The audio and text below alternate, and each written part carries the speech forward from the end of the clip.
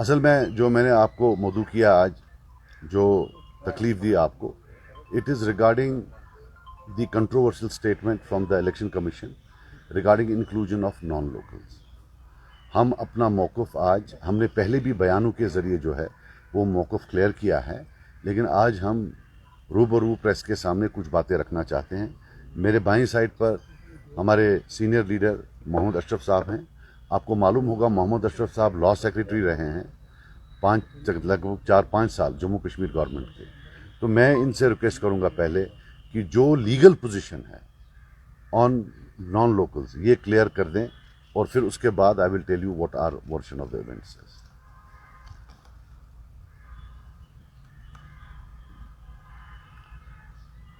Sir, जो ये अभी चल रहा है इस वक्त, ये controversy, it is the result आप जो प्रेस कॉन्फ्रेंस दी,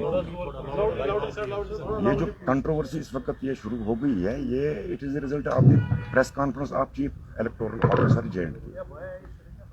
उन्होंने प्रेस कॉन्फ्रेंस में एक स्टेटमेंट दे दिया। उस स्टेटमेंट में उन्होंने कहा कि कोई 25 लाख वोट यहाँ बढ़ रहे हैं। नॉन लोकल्स के स्टूडेंट्स का नाम भी उन्होंने ले लिया, आर्मड फोर्स का नाम भी उन्होंने ले लिया। लेकिन जो उन्होंने बोला उस प्रेस कॉन्फ्रेंस में, that is not supported by law and that is not permissible under law. Law ये है कि एज यू नो कि 5 अगस्त से पहले हमें यहाँ अपना कॉन्स्टिट्यूशन था। जो कॉन्स्टिट्यूशन ऑफ इंडिया के जो बहुत सारे प्रोविजंस वो अप्लाई नहीं हो रहे थे आर्टिकल 370 के तहत, और उसमें एक चैप्टर है कॉन्स्टिट्यूशन ऑफ इंडिया में स्टेट्स के जो चीफ मिनिस्टर कैसे बनेगा, गवर्नर कैसे बनेगा, यहाँ इलेक्शन स्टेट लेजिस्लेचर के कैसे होंगे, किस तरह होंगे, वो हमें अपना कॉन्स्टिट्यूशन गवर्न करता था। कॉन्स्टिट्यूशन ऑफ इंडिया के प्रोविजंस अप्लाई नहीं होते थे। तो हमारे लेजिस्लेचर ने एक कानून बनाया था, Jammu and Kashmir representation of people act 1957। उसके तहत जो एलिजिबिलिटी थी वो ये थी कि one must be 18 years of age and second that he must be a permanent resident of the state. लेकिन जब 5 अगस्त को 370 खत्म हो गया, रन डाउन किया गया, उसके बाद जो वो आ गया रिऑर्गेनाइजेशन एक्ट, उसमें हमारा जो 57 का जो लॉ था रिप्रेजेंटेटिव पीपल एक्ट, वो रिपील हो गया। और उसके साथ ही जो सेंट्रल गवर्नमेंट का जो है रिप्रेजेंटेटिव पीपल एक्ट 1951 और 50, वो यहाँ अप्लाई हो गया। अब 50 के तहत जो रिप्रेजेंटेटिव पीपल एक्ट 1950 है, उसके तहत 2 एलिजिबिलिटीज हैं, 2 कंडीशंस हैं for being registered as a voter. One is 18 years of age, ठीक है, and second is that he must be ordinarily resident of the constituency, not the state, of the particular constituency. अब सवाल ये पैदा होता है कि ऑर्डिनरली रेजिडेंट क्या है। आज सेक्शन 19 में ही डिफाइन किया है कि ऑर्डिनरली रेजिडेंट क्या है। सेक्शन 19 में जो रिप्रेजेंटेशन ऑफ पीपल एक्ट 1950 है, उसमें लिखा है कि a person shall not be deemed to be ordinary resident in a constituency on the ground only that he owns और पोजेसेस ए डिवेलिंग हाउस। इसका मतलब अगर मकान भी हो किसी जगह, this is not the reason, ये ओनली रीजन नहीं है कि उसके लिए कि वो बनेगा वहां का रेजिडेंट, ये जो ordinary resident, he needs much more than that. अब मच मोर देन दैट क्या है, वो सवाल है। वो डिफरेंट कोर्ट्स ने डिफाइन किया है, इंक्लूडिंग सुप्रीम कोर्ट। और इसमें लैंडमार्क जजमेंट एक है डॉक्टर मनमोहन सिंह वाली, doctor Manmohan Singh versus election commission of India. ये 96 में आई थी, जब मनमोहन सिंह को असम से इलेक्शन लड़ना पड़ा था, एज वो उसके लिए राज्यसभा के लिए होना था। उसमें गुवाहाटी हाई कोर्ट ने डिफाइन किया ordinary resident, that ordinary resident in a constituency as mentioned in representation of people act 1950 shall mean a habitual resident of that place, habitual resident, not casual, habitual resident of that place, or a resident as a matter of fact and regular, normal and usual course. It means an usual and normal resident of that place. The residence must be permanent in character and not temporary or casual. ये Guwahati high court ने define किया है। फिर election commission of India ने ये judgement जो है ये चैलेंज की सुप्रीम कोर्ट में, और सुप्रीम कोर्ट ने ये अपहोल्ड किया। उन्होंने कहा ये, वहां भी इलेक्शन कमीशन में आई मस्ट टेल यू, उन्होंने एक्सेप्ट किया कि that this is the correct appreciation of law. So the appeal of the election commission was dismissed and the judgment of this Guwahati High Court was upheld. इसलिए जो ordinary resident है, ये समझ लीजिए कि कोई आएगा 1 महीने के लिए, 2 साल के लिए, 1 साल के लिए, स्टूडेंट आएगा, कोई लेबरर आएगा यहाँ, या उन्होंने आर्मड फोर्स की बात की, वो नहीं है, ऐसा नहीं है, वो नहीं बन सकते हैं. It is not permissible under law is very clear on that he must be a permanent and habitual resident of the area for वहां लिखा है for a considerable period of time. Considerable period of time 1 साल 2 साल नहीं है, या कुछ महीने नहीं है. नंबर 1. नंबर 2, उन्होंने कहा आर्मड फोर्स की बात. जहां तक आर्मड फोर्स की बात है, लॉ में ही सेक्शन 20 में ही बिल्कुल क्लियर कट लिखा है कि उनका कोई चॉइस नहीं है आर्मड फोर्स के लिए. सेक्शन 20 जो सब सेक्शन 3 है, ये मैं पढ़ूंगा. इसमें लिखा है any person having a service qualification. अब सर्विस क्वालिफिकेशन क्या है वो सब सेक्शन 8 में डिफाइन है. सर्विस क्वालिफिकेशन मीन्स एक ये है being a member of the armed force of the union of India. Number 2, being a member of force to which provisions of Army Act applies. Number 3, being a member of an armed force of the state who is serving outside that state, and being a person who is employed under Government of India in a post outside. So ये जो 4 categories हैं, armed forces और other forces and state forces who are posted outside, ये service qualification है.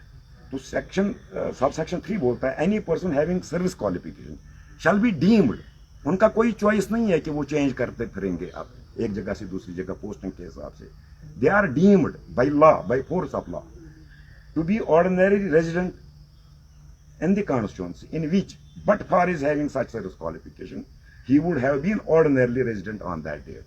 सो जहां के वो हैं, वो वहां के ही ऑर्डिनरली रेजिडेंट तस्वर किए जाएंगे irrespective of their posting. So there is no question of inclusion of armed forces in this definition of this ordinary resident. यहाँ जो election commission chief electoral officer साहब ने कहा, अब उन्होंने क्यों कहा आई डोंट नो, उन्होंने क्यों क्या कहा, कोई मिसकंसेप्शन उनको हुई, लेकिन फॉर्चुनेटली बाद में एक क्लैरिफिकेशन सामने आ गई. क्लैरिफिकेशन में उन्होंने ये बात बिल्कुल नहीं की है, न आर्मड फोर्स की बात है, न स्टूडेंट्स की बात है, न उसकी बात है. तो बाकी ये बेसिकली जो हमारी कल मीटिंग थी, जिस्ट ये है कि लॉ में परमिसिबल है, but in order to get to be eligible for vote it looks very difficult. अब सबसे बड़ा चीज है कि 15 अक्टूबर को इन्होंने शायद ये कंप्लीट करना है. We as a party in all humility neither accept the clarification given by the government in totality, neither do we reject.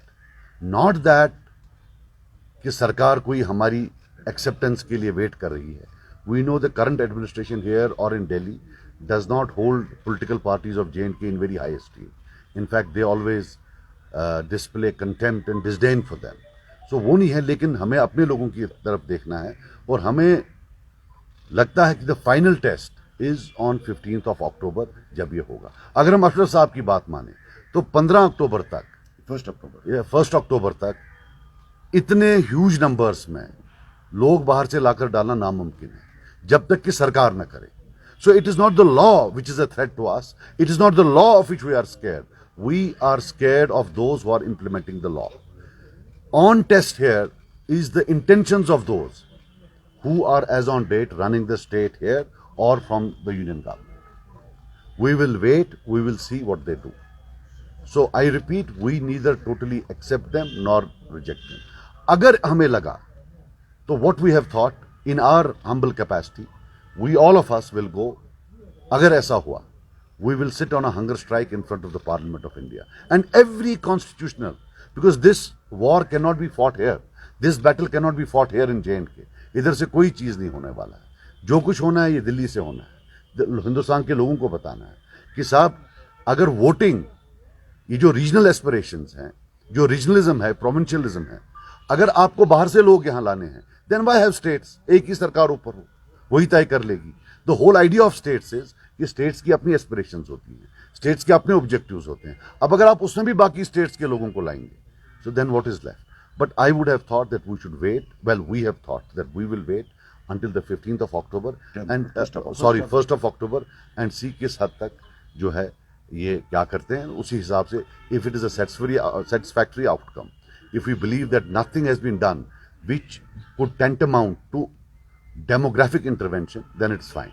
If we feel that there has been demographic intervention, that the rights of the people of J&K have yet again been compromised and they've been further disempowered, then of course we'll hit the streets. Not only here, but as I told you, we will go for fast hunger strike, protests in front of all major constitutional institutions in India.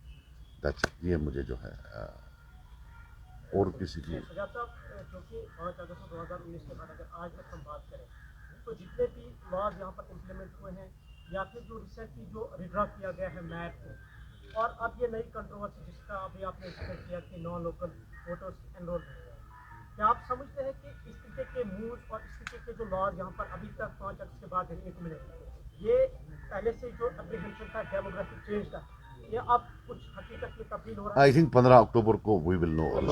1st अक्टूबर को, I'm sorry, 1st अक्टूबर को we will know everything. Immediate 11 बजे meeting है, आप जा रहे हो? नहीं, मैं नहीं जा रहा हूँ. And I will tell you in all humility मैं क्यों नहीं जा रहा हूँ. ऐसी बात नहीं है. फारूक साहब ने फ़ोन किया. फारूक साहब एक सीनियर पॉलिटिशियन हैं. Politics apart, I don't agree with his politics. I have a lot of respect for him. But reality is that all party meetings, when they are not to be taken seriously, then they are conducted over media publicly. When they are taken seriously, you would never know that we met. So अगर serious होता तो आपको तो पता ही नहीं होता हम मिले होते. अब वो एक महतरमा बोलती हैं आप ऑल पार्टी बुलाओ, वो फ़ोन करते हैं. और सबसे बड़ी बात है कितना प्रिटेंड करें. 24 घंटे हम एक दूसरे को सियासी गालियां दे रहे होते हैं. आंखों का लिहाज होता है. कल ही गाली दी है मैंने, परसों उन्हें दी है. वहाँ बैठकर कितना हम प्रिटेंड करें लोगों को भाई एवरीथिंग इज हंकी डोरी. एंड आई बिलीव कि ये जो ये ऑल पार्टी है, the outcome of this will not change whether we go to the all party और not. And I will again say that in future Farooq sahab अगर आपको कभी भी हमारी ज़रूरत पड़े, एक फ़ोन कॉल करके बोले सजाद इधर आओ, मैं उठ के चला जाऊँगा. हमारे से सीनियर हैं, मैं उठ के चला जाऊँगा. But Mehbooba ji desperate to retrieve her ground बोलेगी मैं बोलती हूँ ऑल पार्टी, वो हुक्म निकालेंगे. महाराजा हरी सिंह का टाइम गया. If you have to do something serious, यहाँ हमने PhD बनाई, आप लोगों को क्या पता चली? Because it was done without